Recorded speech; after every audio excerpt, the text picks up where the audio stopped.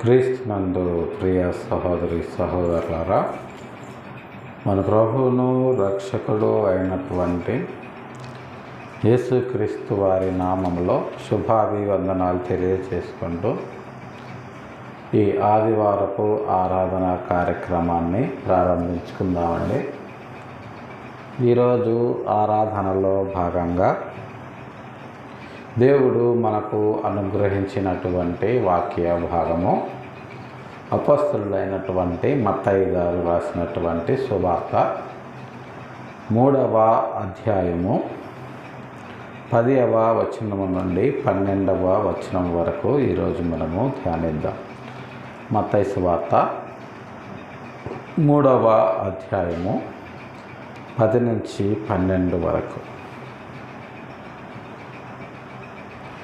ఇప్పుడే గొడ్డలి చెట్ల వేరున ఉంచబడి ఉన్నది గనుక మంచి ఫలము ఫలింపని ప్రతి చెట్టును నరకబడి అగ్నిలో వేయబడును. మారు మనస్సు నిమిత్తము నేను నీళ్లలో మీకు బాప్తిస్మమిచ్చుచున్నాను. అయితే నా వెనుక వచ్చుచున్నవాడు నాకంటే శక్తిమంతుడు. ఆయన చెప్పులు మోయుటకైనను నేను పాత్రుడను కాను. ఆయన పరిశుద్ధాత్మలోను అగ్నితోనూ మీకు బాప్తిస్మమిచ్చును. ఆయన చేతిలో ఉన్నది.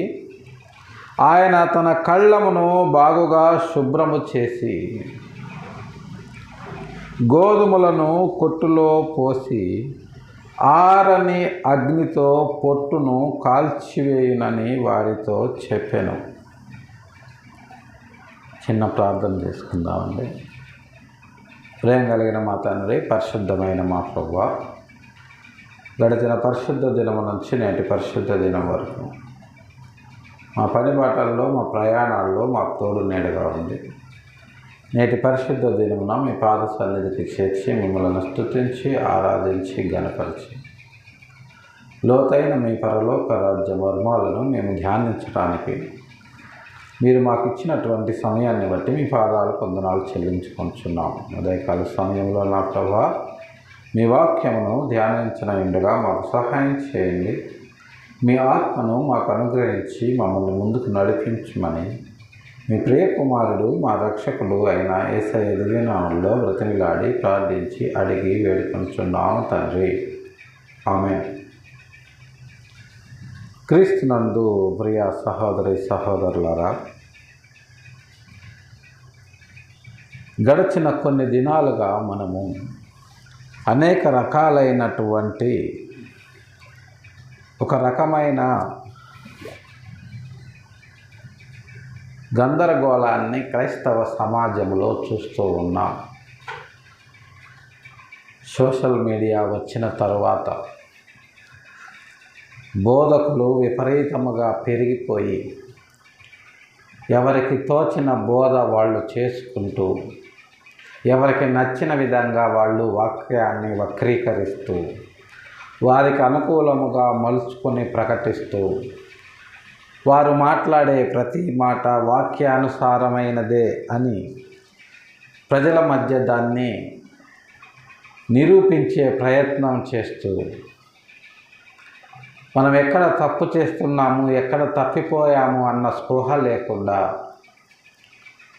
అనేకమైనటువంటి తప్పుడు విధానాలను పరిశుద్ధ గ్రంథము నుంచి తీసుకొని వాటిని వక్రీకరించి లేదా తమకు అనుకూలంగా మలుచుకొని దేవుని వాక్యాన్ని భయంకరంగా దుర్వినియోగము చేస్తూ ప్రజల మధ్యలో దేవుని వాక్యాన్ని తప్పుగా బోధిస్తూ ఈ బోధనలో భాగంగా అనేక రకాలైనటువంటి సాతాను సంబంధిత విన్యాసాలు చేస్తూ మూర్ఖమైనటువంటి అనేక రకాల బైబిల్ వ్యతిరేక కార్యకలాపాలను చేస్తూ వాక్యానుసారము కానటువంటి భిన్నమైన బోధలను ఈ లోకములో ప్రకటిస్తూ దేవునిని, పరిశుద్ధ గ్రంథాన్ని అన్యుల మధ్యలో అపహాస్యము చేస్తూ మరొకసారి యేసుక్రీస్తు వారిని మన రక్షకుడైనటువంటి యేసుక్రీస్తు వారిని బాహాటముగా వీళ్ళు సిలువ వేస్తున్నటువంటి సందర్భాన్ని మనము గత 2-3 వారాల నుంచి చూస్తూ ఉన్నాం. అయితే వీరిని బట్టి దేవుడు ఏమైనా బాధపడుతున్నాడా, నొచ్చుకుంటున్నాడా? నాకు వీళ్ళు అన్యాయం చేస్తున్నాడని ఆయన ఏమైనా బాధపడుతున్నాడా, దుఃఖిస్తున్నాడా అంటే అది అన్నటికీ కాదు. ఎందుకంటే పౌలు గారు ముందుగానే చెప్పారు, మోసపోకుడి, దేవుడు వెక్కిరింపబడడు అని. దేవుడు వెక్కిరింపబడడు. మన అతి తెలివితోటి దేవుని వాక్యాన్ని ఒక డబ్బు సంపాదించే సాధనముగా వాడుకుంటూ దేవుడి కంటే మనము తెలివివంతులముగా ఈ లోకంలో మనల్ని మనం అనుకుంటూ ఉంటే అది మనల్ని మనం మోసం చేసుకున్నట్లు అవుతుంది, కానీ దేవుడిని మోసం చేసినట్టు అవ్వదు ప్రియులారా. ఎందుకంటే దేవుడు అన్నిటికీ మోసపోడు. ఆకాశం మీద ఉమ్మేస్తే అది ఏం జరుగుతుందంటే ఆ ఉమ్ము తిరిగి మన మీదే పడుతుంది. ఆ విషయం తెలియనటువంటి ఎంతోమంది వారి యొక్క స్వలాభము కొరకు దేవుని వాక్యాన్ని వినియోగించుకుంటూ తాము ఏం చేస్తున్నామో కూడా స్పృహ లేనటువంటి పరిస్థితుల్లో ఈ లోకములో దేవుని వాక్య ప్రకటన పేరుతో కుప్పిగంతులు వేస్తూ పిచ్చి చేష్టలు చేస్తూ దేవుని నామాన్ని బాహాటముగా అవమానపరుస్తున్నటువంటి ఈ రోజుల్లో ఇలాంటి వారిని గురించి పరిశుద్ధ గ్రంథం ఏం చెబుతుంది అన్న విషయాన్ని మనం గమనించినట్లయితే చూడండి, మత్తయి గారు ఇలాంటి వారి గురించి ఆయన సువార్తలో ముందుగానే యేసుక్రీస్తు వారి ద్వారా తెలియజేశారు. ఇప్పుడే గొడ్డలి చెట్లు వేరున ఉంచబడి ఉన్నది. ఇప్పుడే అంటే యేసుక్రీస్తు వారి మరణానంతరము మనం ఏదైతే కొత్త నిబంధనలోకి వచ్చామో, కొత్త నిబంధన కాలము, కృపాకాలము అని మనం ఏదైతే అనుకుంటున్నామో, అప్పుడే గొడ్డలి చెట్టు వేరున ఉంచబడింది ప్రియులారా. కొత్త నిబంధన అంటే అపోస్తల కార్యములు 2వ అధ్యాయము నుంచి కొత్త నిబంధన మొదలవుతుంది. పాత నిబంధన ఆదికాండము నుంచి మొదలవుతే ఈ మత్తయి, మార్కు, లూకా, యోహాను సువార్తలు అవి యేసుక్రీస్తు వారి యొక్క జనన, మరణ, పునరుత్థాన, రక్త ప్రోక్షణ విషయాలను తెలియజేస్తే ఆ తర్వాత సంఘము ఏర్పడిన తర్వాత అపోస్తల కార్యములు 2వ అధ్యాయములో నుంచి ఆదిమ సంఘము ఏర్పడుతుంది. అక్కడ నుంచి కొత్త నిబంధన మనకు ప్రారంభమవుతుంది. ఆదిమ సంఘము ఏర్పడినప్పటి నుంచే మనకు కొత్త నిబంధన ప్రారంభమవుతుంది ప్రియులారా. ఆ కొత్త నిబంధన కాలములో నుంచే గొడ్డలి చెట్టు వేరున ఉంచబడింది. కొత్త నిబంధనని మనము ప్రేమాయుగము, కృపాయుగము, కృపాకాలము, క్షమాకాలము అనుకుంటున్నాము. కానీ పాత నిబంధన కంటే కొత్త నిబంధన ఎంత ఖచ్చితమైనదో, ఎంత కఠినమైనదో ఈనాడు మనము చూడబోతున్నాము. చూడండి, ఇప్పుడే చెట్టు వేరున గొడ్డలి ఉంచబడింది కనుక మంచి ఫలము ఫలింపని ప్రతి చెట్టు నరకబడి అగ్నిలో వేయబడును. మంచి ఫలములు అంటే మనకు తినటానికి యోగ్యమైనటువంటి ఫలములను మనము మంచి ఫలములు అంటున్నాము. మన నోటికి రుచికరముగా ఉండేటటువంటి ఫలములను మాత్రమే మనము తినగలము. అలాగని చేదుగా ఉండేవి, ఒగరుగా ఉండేవి, పుల్లగా ఉండే పండ్లను మనము తినలేము. అదే విషయాన్ని ఇక్కడ మత్తయి గారు తెలియచేస్తున్నారు ప్రియులారా. మంచి ఫలములు ఫలించని ప్రతి చెట్టు. ఇక్కడ మనకు ఉపయోగపడిన ఫలములే మనము మంచి ఫలములు అనుకుంటే, మన ద్వారా మనము ఫలింపచేసినటువంటి ఫలాలు దేవునికి ఉపయోగపడకపోతే వాటిని ఆయన మంచి ఫలములుగా ఎంచుతాడా? ఎట్టి పరిస్థితుల్లోనూ ఎంచము. ఎందుకంటే ప్రాక్టికల్గా మన నోటికి రుచికరము కాని ఫలాల్ని మనము ఊసేస్తాము, తినము. అలాగనే దేవునికి ఉపయోగపడనటువంటి ఫలాల్ని ఆయన ఏం చేస్తాడు? దేవుడికి ఉపయోగపడనటువంటి మనుషుల్ని ఆయన ఏం చేస్తాడు? దేవుడికి ఉపయోగపడని వారిని ఆయన ఊసివేసే పరిస్థితుల్లో ఉంటే, దేవునికి ఉపయోగపడకపోగా దేవుని పరిశుద్ధ గ్రంథాన్ని అడ్డం పెట్టుకొని తమ స్వార్థము కోసము దేవుని యొక్క పరిశుద్ధ గ్రంథాన్ని వాడుకుంటూ వాక్యాన్ని వక్రీకరిస్తూ అదే నిజమని నిరూపించే ప్రయత్నాలు చేస్తున్నటువంటి ఈ సోకాళ్ళు బోధకుల్ని ఆయన విడిచిపెడతాడా? ఆయన ఏం చేస్తాడో మనం ఒకసారి ఆలోచిస్తే మన ఒళ్ళు గగురు పొడుస్తుంది ప్రియులారా. అదే విషయాన్ని ఇక్కడ మత్తయి గారు తెలియచేస్తున్నారు. మంచి ఫలములు ఫలించని ప్రతి చెట్టు నరకబడుతుంది. ఒక బోధకుడు చెట్టు లాంటి వాడు.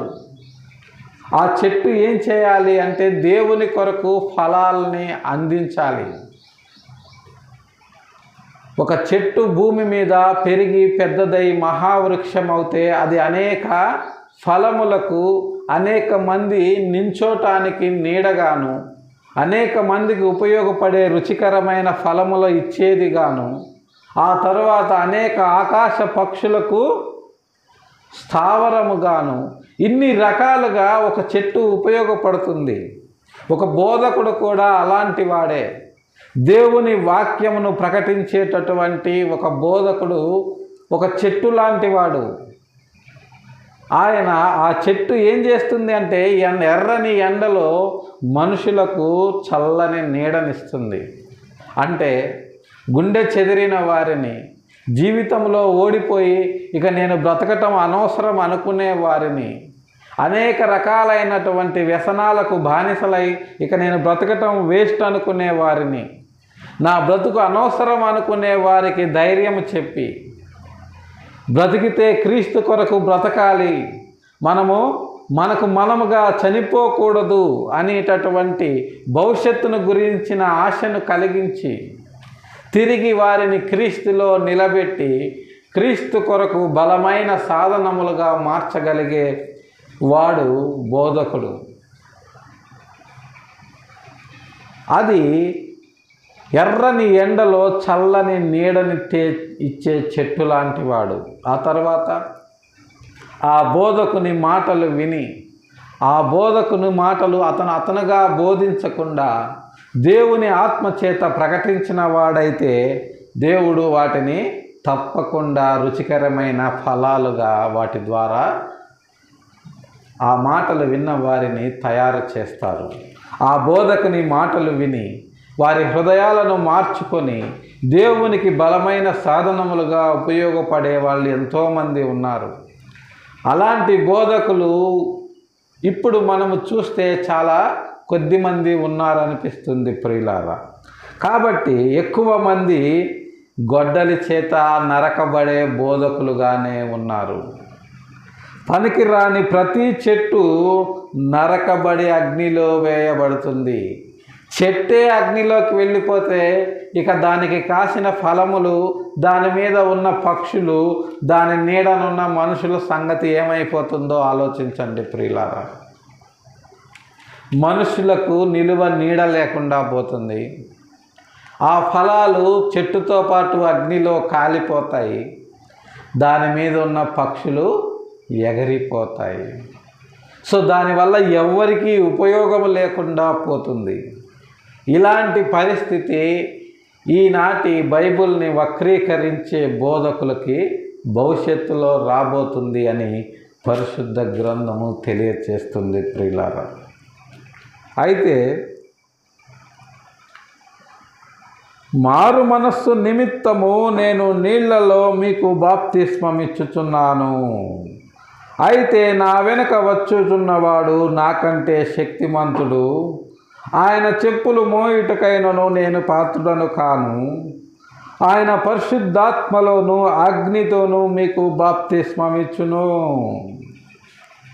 చూడండి, ఈ మాటలు యోహాను గారు యేసుక్రీస్తు వారిని గురించి తెలియచేస్తున్నారు. నేనైతే మీకు మారు మనస్సు నిమిత్తమే బాప్తిస్మమిస్తున్నాను. అప్పటికి యోహాను గారు బాప్తిస్మమిస్తున్నారు యోర్దాను నదిలో.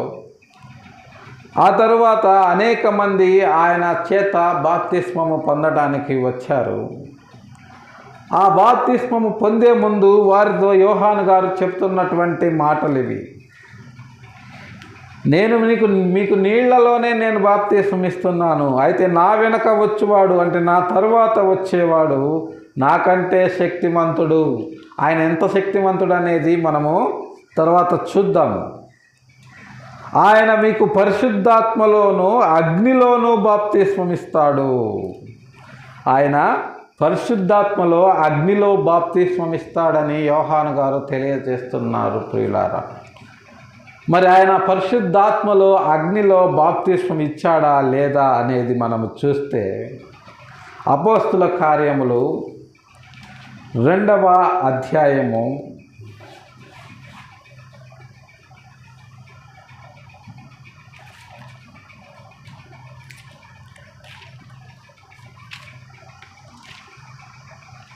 ఇక్కడ నుంచే మనకు నూతన నిబంధన ప్రారంభమవుతుంది.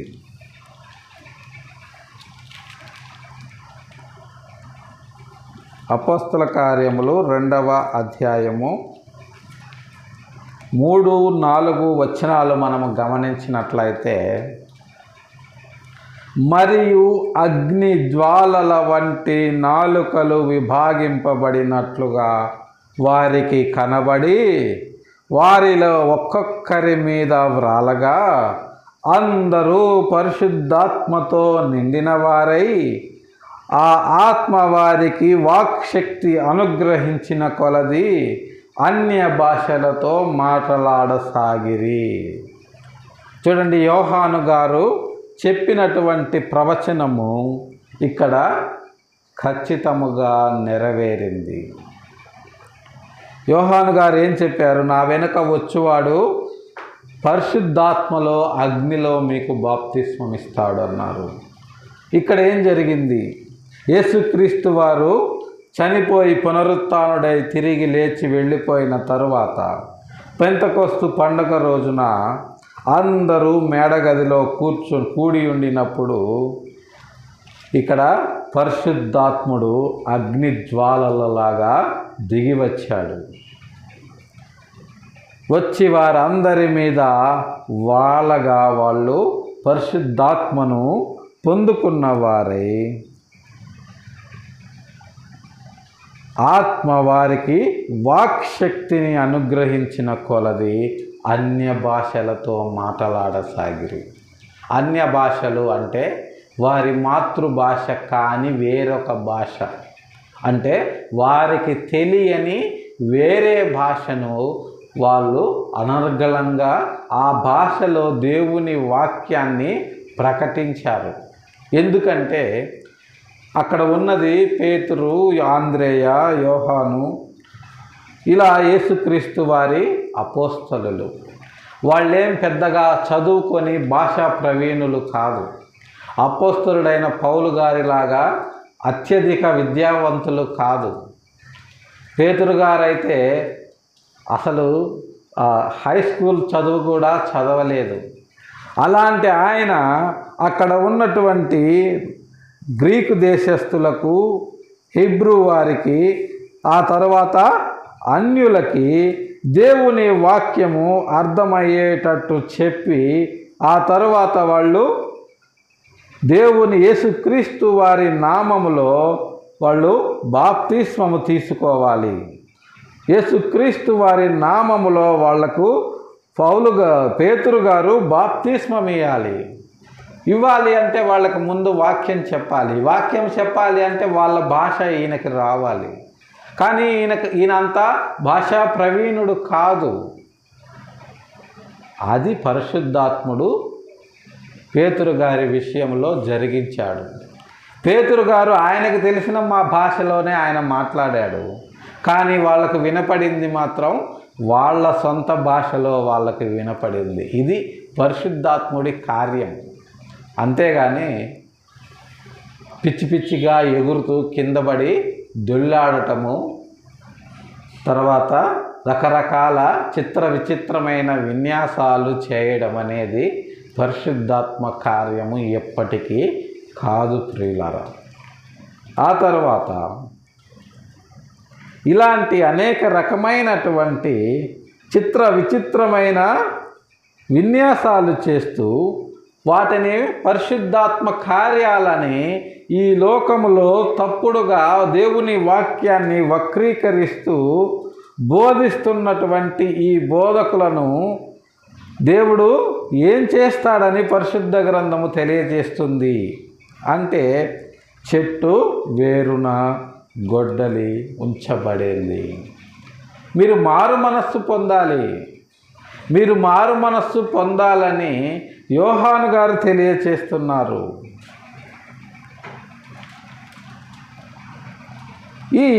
ఈ నూతన నిబంధన అనేది ఎంత కఠినముగా ఉంటుంది అంటే దానికంటే ముందు మారు మనస్సు గురించి 2 మాటలు తెలుసుకుందాము.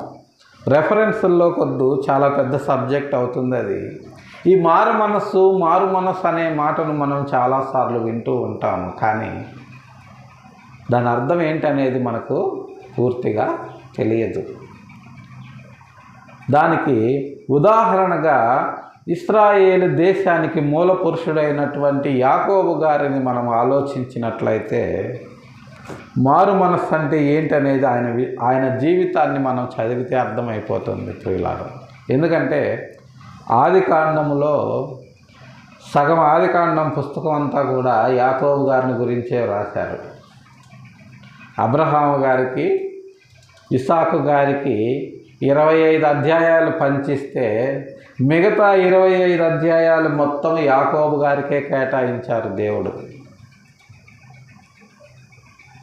ఎందుకంటే ఇక్కడ మారు మనస్సు గురించి ప్రజలు తెలుసుకోవాలి. యాకోబు గారికి దేవుడిచ్చినటువంటి ప్రాముఖ్యతను గురించి ప్రజలు తెలుసుకోవాలి, సర్వలోక ప్రజలు తెలుసుకోవాలని. ఇక మారు మనస్సు గురించి మనం ఆలోచిస్తే యాకోబు గారు ఫస్ట్ ఆయన అన్నను మోసం చేసి జ్యేష్ఠత్వపు హక్కును సంపాదించాడు. అది ఆ విధంగా అన్నగారి యొక్క తీవ్రమైన కోపానికి గురయ్యారు. ఆ కోపం నుంచి తప్పించుకోవడం మొట్టమొదటగా ఆయన చిక్కుడుగాయ కూరను ఆశ చూపించి, అంటే ప్రలోభానికి గురి చేసి ఏశావు గారి దగ్గర జ్యేష్ఠత్వపు హక్కును లాక్కున్నారు. ఆ తర్వాత తండ్రిని మోసం చేసి జ్యేష్ఠత్వపు హక్కును తీసుకున్నాడు. ఆ తర్వాత ఆయన కోపానికి గురైపోయి పద్దనరాములో ఉన్న ఆయన మేనమామ ఇంటికి వెళ్ళిపోయాడు. అక్కడ నుంచి మళ్ళా ఇక నేను వెళ్ళి మీ అన్న కోపము తగ్గేదాకా నువ్వు అక్కడే ఉండని తల్లి చెప్పింది ఆయనకి. అప్పుడు 5 ఏళ్ళు గడిచినాయి, 10 ఏళ్ళు గడిచినాయి, 20 ఏళ్ళు గడిచినాయి. ఆమె నుంచి ఏ విధమైన కబురు రాలేదు.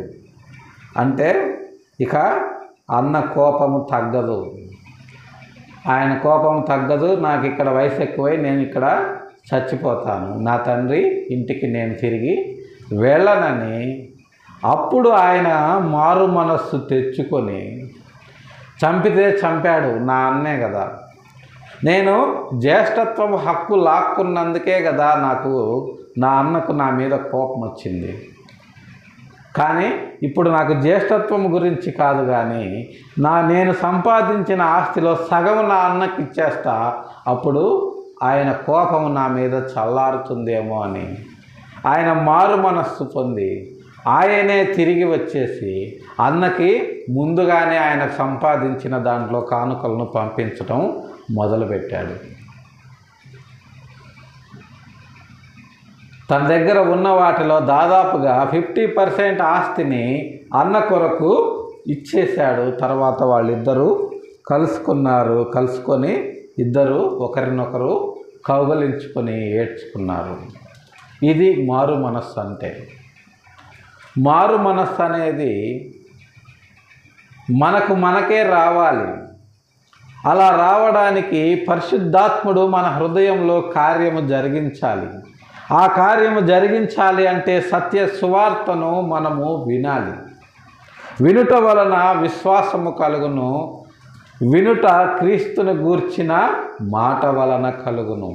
క్రీస్తును గూర్చిన మాట మనం మాట్లాడితే అది ఇతరులకు విశ్వాసము కలిగించేదిగా ఉండాలి, కానీ కిందపడి దొల్లాడించేదిగా అల్లాడించేదిగా ఉండకూడదు ప్రియులారా. ఈనాడు విశ్వాసము కలిగించే దేవుని వాక్యాన్ని ఎవరు చెప్పడం లేదు, కానీ పిచ్చి రోగాలను గూర్చినటువంటి సాక్ష్యాలు ఇప్పిస్తున్నారు.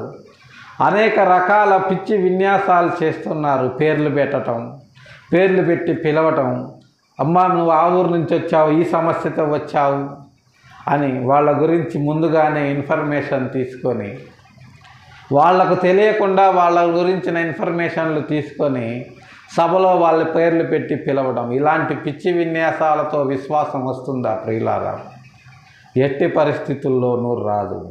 చూడండి, ఈనాటి బోధకులు సత్య సువార్తను ఎంత భయంకరంగా దేవునికి వ్యతిరేకంగా వాడుకుంటున్నారో దీన్ని బట్టి మనకు అర్థమవుతుంది ప్రియులారా.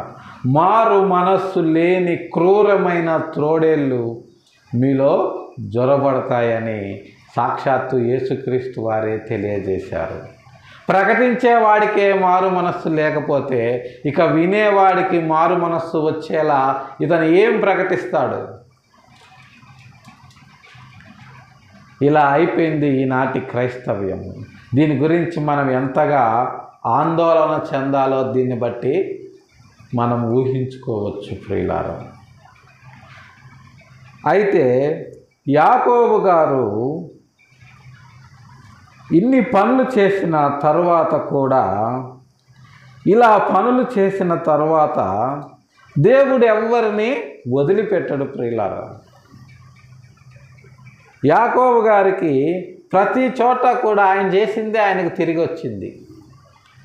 అక్కడ అన్నను మోసం చేశాడు, ఇక్కడ మేనమామ చేత మోసగింపబడ్డాడు. అంతే. దేవుడు ఏ ఒక్కరిని విడిచిపెట్టడు. ఆయనకు నచ్చినటువంటి రాహేలు కోసము మేనమామ దగ్గర పనిచేశాడు, కానీ లాబాను ఏం చేశాడు? రాహేల్ని ఇవ్వకుండా ముందు లేయాని ఇచ్చాడు. మోసం చేసి లేయాతో పెళ్లి జరిపించాడు. ఫస్ట్ నైట్ రోజు చూస్తే లేయా ఉంది, రాహేల్ లేదు. ఏంది మామ ఇలా చేసావు అంటే, నువ్వు చిన్న అమ్మాయిని నచ్చి పెళ్లి చేసుకుంటే పెద్ద అమ్మాయిని ఎవరు చేసుకుంటారు, కాబట్టి ఇద్దరిని నువ్వే చేసుకో. ఇదిగో లేయాతో ఎలాగో పెళ్ళి అయిపోయింది కదా, కాబట్టి రాహేలు కూడా కావాలంటే ఇంకొక 7 సంవత్సరాలు కొలువు చేయమన్నాడు. అంటే అప్పుడు బహుభార్యత్వాన్ని గురించిన నిబంధనలు ఏమీ లేవు. ఎందుకంటే భూమి మీద అంత జనాభా తక్కువ ఉంది, అంత కఠినమైన చట్టాలు ఏమి అప్పట్లో లేవు. కాబట్టి వాళ్ళు ఒకరికంటే ఎక్కువ మంది ఆడవాళ్లను భార్యలుగా చేసుకున్నారు ప్రియులారా.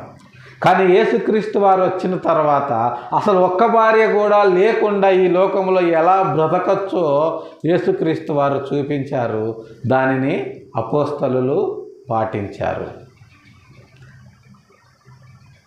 ఇది కొత్త నిబంధన యొక్క విధానం. చూడండి, మొదటి దినవృత్తాంతముల గ్రంథము 5వ అధ్యాయము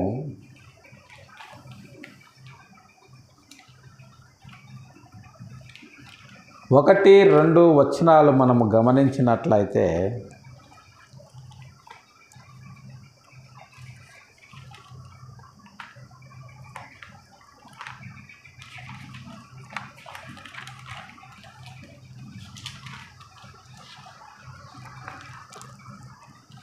ఇశ్రాయేలుకు తొలిచూలు కుమారుడైన రూబేను కుమారుల వివరములు.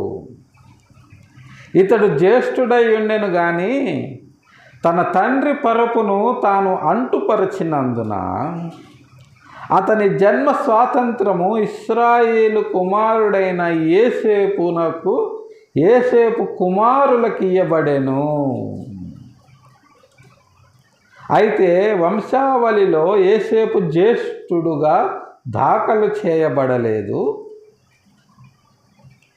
యూదా తన సహోదరులందరికంటే హెచ్చినవాడాయను. అతని నుండి ప్రముఖుడు బయలువెడలెను. అయినను జన్మ స్వాతంత్ర్యము యోసేపుదాయెను. చూడండి ప్రియులారా, ఎవరిని వదలలేదు దేవుడు. ఇశ్రాయేలుకు అంటే మనం ఇప్పటివరకు మాట్లాడుకున్నటువంటి యాకోబు గారు ఎవరైతే ఉన్నారో ఆయనను ఇశ్రాయేలుగా దేవుడు మార్చాడు. ఈనాడు ఆయన పేరుతోటే ఇశ్రాయేలు దేశం ఉంది. ఇప్పుడంతా ప్రపంచంలో దాని గురించే వార్తలు వస్తున్నాయి, అది వేరే విషయం అనుకోండి. ఇక్కడ ఇశ్రాయేలు తొలిచూలు కుమారుడైన రూబేను కుమారుల వివరాలు. ఇశ్రాయేలు 12 గోత్రాల్లో మొట్టమొదటి గోత్రకర్త రూబేను. ఆయన జ్యేష్ఠుడు. ఆయన జ్యేష్ఠుడైనప్పటికీ ఆయన తన తండ్రి పరుపును అంటుపరచినవాడు. అంటే తన తండ్రి యొక్క ఉపపత్నులలో ఒక ఆమెను అతను కూడి తన తండ్రి పరుపును ఆయన అంటుపరిచాడు. కాబట్టి అతను చేసిన తప్పుకు జ్యేష్ఠత్వము నుంచి అతన్ని తప్పించాడు. ఆ జ్యేష్ఠత్వం ఎవరికిచ్చాడు అంటే యోసేపు కుమారులకు ఇచ్చాడు. యోసేపు అంటే 11వ వాడు. ఆయన కుమారులలో 11వ వాడు యోసేపు. యోసేపు గారు ఏమీ చేయలేదు. జ్యేష్ఠత్వము కోసము యాకోబులాగా చిక్కుడుకాయ కూర వండలేదు, అలాగని తండ్రిని మోసం చేయలేదు. ఆయన తన సహోదరుల చేత ద్వేషించబడ్డాడు. అక్కడ నుంచి గుంటలో పడవేయబడ్డాడు. ఆ తర్వాత గుంటలో నుంచి తిరిగి తీసి కొంత వ్యాపారులకు అమ్మివేయబడ్డాడు. అక్కడ నుంచి పోతీఫరుకు అమ్మివేయబడ్డాడు. అక్కడ నుంచి ఈజిప్టులో బానిసగా బ్రతికాడు. ఆ తర్వాత జైలుకి వెళ్ళాడు. ఆ తర్వాత రాజు యొక్క సరసన ప్రధాన అధికారిగా కూర్చున్నాడు. ఇక్కడ జరిగిన సంఘటనలన్నిటిలో ఏ ఒక్క సందర్భంలో కూడా యోసేపు గారు క్రీస్తు విషయమైన నీతిని అక్కడ ఆయన మీరలేదు. ఎవరికి ఏ అన్యాయము చెయ్యలేదు. క్రీస్తును బట్టి ఏ పరిస్థితుల్లో ఉన్నా సరే ఆయన నీతిగానే ఉన్నాడు. తన యథార్థతను ఎక్కడ ఆయన కోల్పోలేదు. కాబట్టి ప్రతి విషయంలో దేవుడు ఆయనకు తోడై ఉండి ఆయనకు ఎదురైన ప్రతికూల పరిస్థితులను సైతము దేవుడు ఆయనకు మార్చివేసి అనుకూలముగా మార్చివేసి చివరికి రాజు పక్కన రాజంతటి వాడిని చేశాడు. ఫరో ఏమన్నాడంటే, ఒక్క సంతకాలు స్టాంపుల విషయంలోనే నేను రాజుని, మిగతా అన్ని అధికారాలు ఈజిప్ట్ రాజ్యం మీద యోసేపుకే కట్టబెట్టాడు. ఫరోనే ఈజిప్ట్ దేశాన్నంతటిని యోసేపు చేతిలో పెడితే యోసేపును సృష్టించిన దేవుడు ఏం చేశాడు అంటే అసలు ఇశ్రాయేలు గోత్రాలన్నిటి మీద పెద్దను చేసేశాడు. అది ఎలాగంటే చూడండి, ఇశ్రాయేలు కుమారుడైన యోసేపు కుమారులకు ఇయ్యబడెను. యోసేపు కుమారులకి ఇశ్రాయేలీయుల అన్ని గోత్రాల మీద పెద్దలను చేసేశాడు. అదే యోసేపు కళ. యోసేపుకి దేవుడు చూపించిన కళ. ఆ కళను బట్టే ఆయన అన్నలు ఆయన్ని తీసుకెళ్ళి గుంతలో పడేశారు. మీరందరూ నాకు మొక్కుతారంటే నువ్వు మాకంటే 7 వెనకాల పుట్టి మేము నీకు మొక్కాలా అని యోసేపు మీద ద్వేషం పెంచుకొని వాళ్ళు ఆయన తీసుకెళ్ళి గుంతలో పడేశారు. కానీ తర్వాత ఏం జరిగింది? అదే జరిగింది. వాళ్ళందరూ వచ్చి యోసేపు ఈజిప్టులో ప్రధానిగా ఉన్నప్పుడు ఆయనకు మొక్కారు. వాళ్ళందరి మీద యోసేపును పెద్దగా పెట్టారు. యోసేపు కుమారులే ఇశ్రాయేలీయులందరికీ భూమిని పంచి ఇచ్చారు. ప్రియులారా, ఈజిప్టు నుంచి కానాను దేశానికి వచ్చిన తర్వాత యెహోషువ నాయకత్వంలో కానానులో ఉన్న ఇతర జాతులన్నింటినీ జయించి దేవుడు వారికి వాగ్దానం చేసిన పాలు తేనెలు ప్రవహించే దేశాన్ని గోత్రాల చొప్పున పంచిపెట్టింది వాళ్ళకెవరు అంటే యెహోషువ గారు. ఈ యెహోషువ గారు ఎవరు అంటే ఎఫ్రాయిము గోత్రీకుడు. ఈ ఎఫ్రాయిం ఎవరంటే యోసేపు గారి కుమారుడు.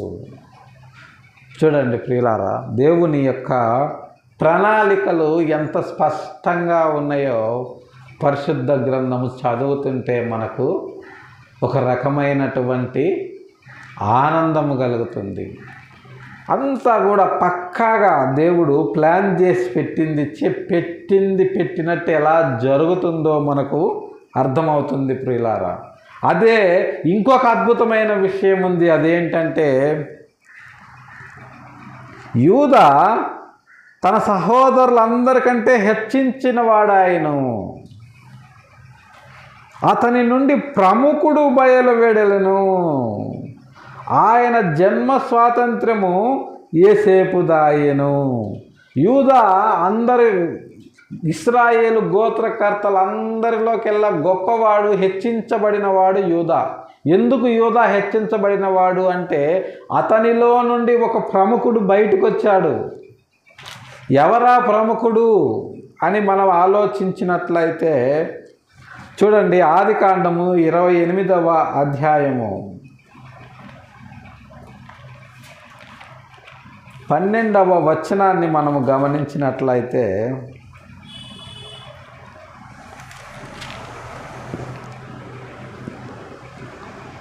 అప్పుడు అతడు ఒక కలగనెను, అందులో ఒక నిచ్చెన భూమి మీద నిలుపబడి ఉండెను, దాని కొన ఆకాశమునంటెను, దాని మీద దేవుని దూతలు ఎక్కుచూ దిగుచూ ఉండిరి. ఇక్కడ దొరికాడు ఆ ప్రముఖుడు. అప్పుడు అతను ఒక కలగన్నాడు. ఎవరి కలగనింది అంటే యాకోబు గారు. ఇశ్రాయేలు కాకముందు ఆయన తన తల్లి దగ్గర నుంచి బయలుదేరి తన మేనమామ ఇంటికి వెళుతూ దారిలో అక్కడ చీకటి పడినప్పుడు పండుకొని రాళ్ళను తలగడగా చేసుకొని అక్కడ పడుకున్నాడు. అప్పుడు ఆయనకు ఒక కళ వచ్చింది. ఆ కళలో ఒక నిచ్చెన భూమి మీద నిలపబడింది, దాని కొన మాత్రం ఆకాశం అంటింది. అంటే దాని ఎడ్జ్ ఎక్కడుందో ఈయనకు కనపడట్లేదు, ఆకాశంలోకి వెళ్ళిపోయింది అది. దాని మీద నుంచి దేవదూతలు ఎక్కుచూ దిగుచూ ఉన్నారు. ఇది ఏంటంటే ఈయన గర్భవాసము నుండి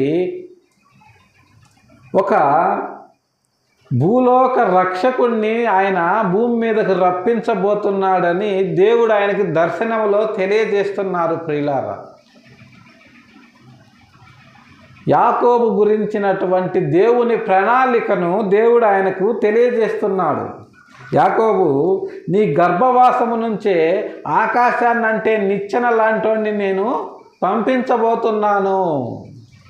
ఎందుకంటే నేను అబ్రహాముకి మాటిచ్చాను, భూలోక జాతులన్నీ కూడా నీ నుంచి ఆశీర్వదించబడతాయి అని. మరి ఆ మాటను నేను నిలబెట్టుకోవాలంటే నీ గర్భవాసము నుంచి యూదా రావాలి, అతని వంశములో నుంచే ఒకడు వస్తాడు. అతను ఎలాంటి వాడు అంటే భూమికి ఆకాశానికి నిచ్చెన లాంటి వాడు.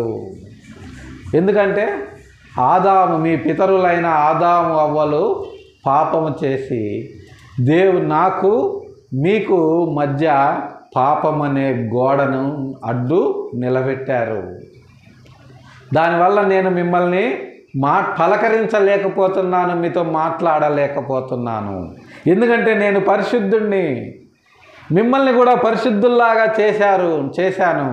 కానీ మీరేం చేశారు? అపవాది మాటలు విని ఆ పరిశుద్ధతను కోల్పోయి పాపం అనే అడ్డు తెరను తీసుకొచ్చారు. దానివల్ల నేను మీకెళ్ళి చూడాలంటే అసహించుకుంటున్నాను, మీతో మాట్లాడాలంటే మాట్లాడలేకపోతున్నాను. ఎందుకంటే మీ పాపము నాకు అడ్డం వస్తుంది. దానివల్ల మీరు నా సన్నిధికి రాలేకపోతున్నారు. ఆ అడ్డు తెరను తీసివేయాలి అంటే నా జ్యేష్ఠ కుమారుణ్ణి మళ్ళా మీ దగ్గరకు పంపించాలి. ఆ విషయాన్నే దర్శనము ద్వారా యాకోబుకు తెలియజేస్తున్నారు ప్రియులారా. ఈ ఆకాశాన్ని అంటిన నిచ్చెన అక్కడి నుంచి భూమి మీదకి వచ్చింది. పరలోకములో ఉన్న పరలోక నివాసి అయిన మన రక్షకుడు మన పాపముల నిమిత్తము భూమి మీదకి వచ్చాడు. అదే విషయాన్ని యాకోబు గారికి తెలియజేశారు ప్రియులారా.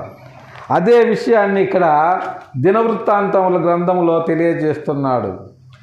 యూదా తన సహోదరులందరికంటే హెచ్చినవాడైనప్పటికీ ఎందుకు ఆయన హెచ్చినవాడు అంటే అతని నుండి ప్రముఖుడు బయలు వెడలెను.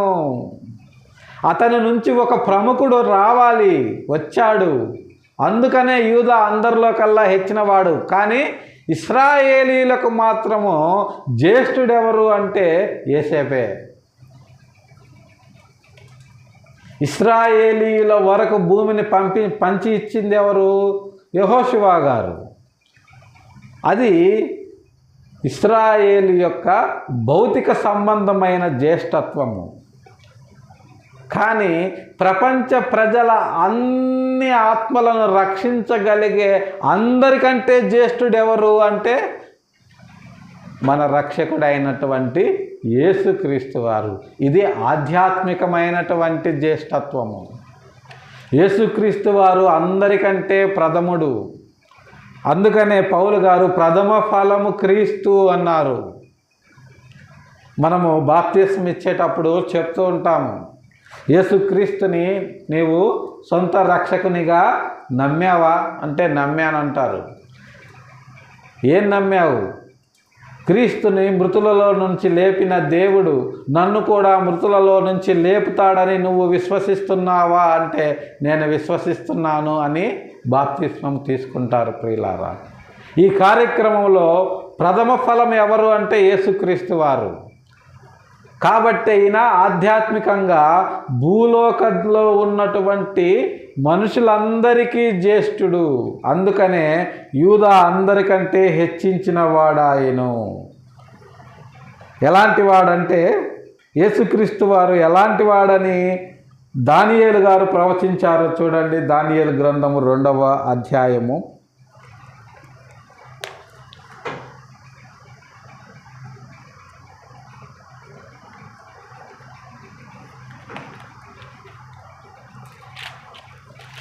35వ వచనాన్ని మనం గమనించినట్లయితే,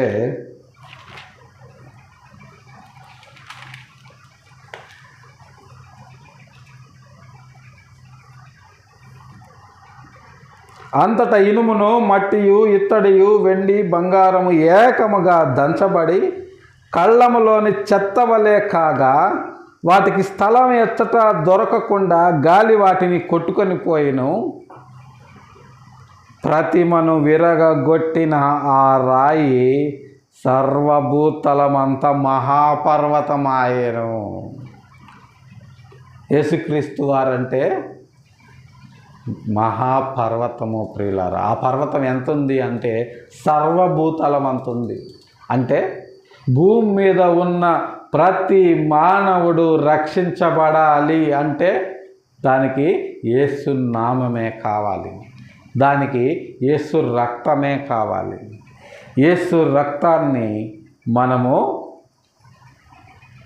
తాగటము వలన, యేసు శరీరాన్ని మనము తినడం వలననే ఈ లోకములో మనము రక్షించబడతాము, నిత్య జీవానికి వెళదాము అని పరిశుద్ధ గ్రంథం స్పష్టంగా తెలియజేస్తుంది ప్రియులారా.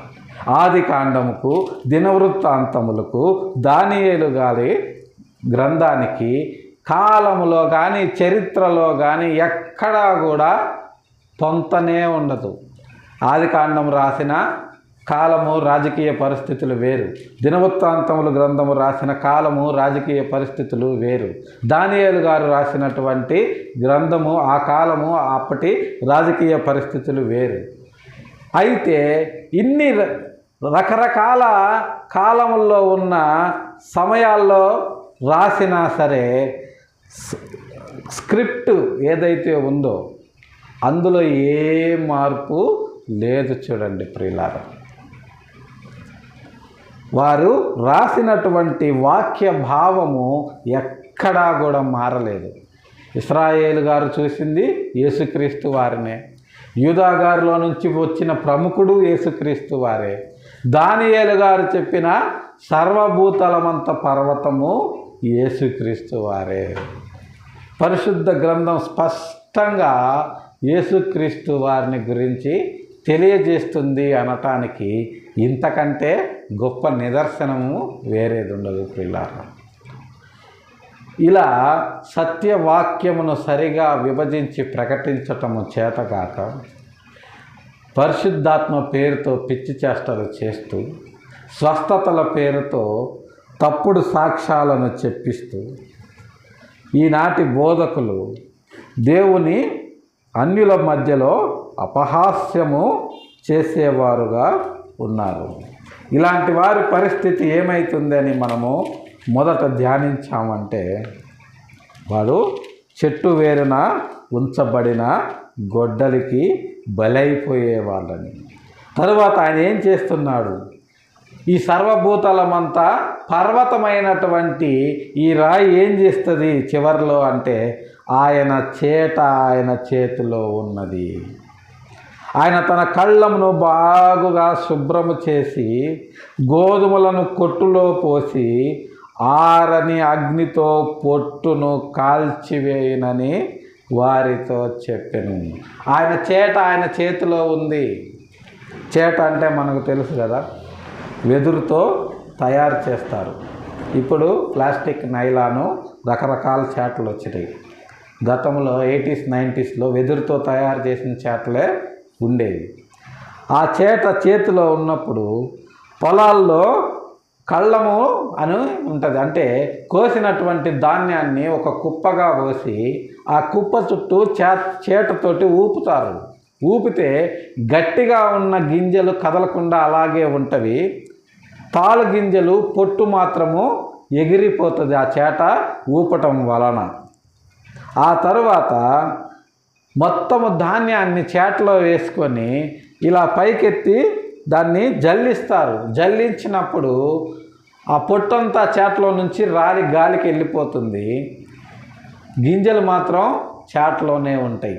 ఇలా గింజల్ని పొట్టును వేరు చేసి గింజలను మాత్రము కొట్లో పోస్తారు, పొట్టును మాత్రము కాల్చివేస్తారు.